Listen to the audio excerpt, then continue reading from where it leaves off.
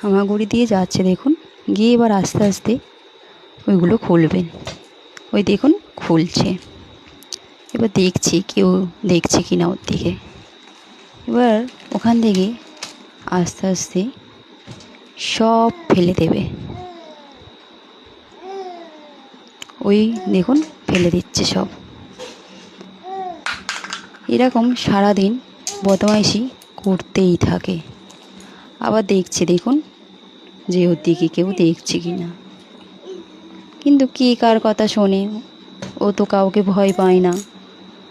এইভাবে সারাদিন ওর বদমাইশিগুলো চলতেই থাকে। তো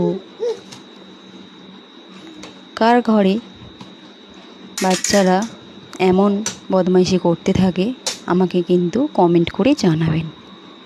আর ভালো লাগলে এই পেজটাকে লাইক, কমেন্ট, শেয়ার ও ফলো করতে ভুলবেন না কিন্তু। By friends.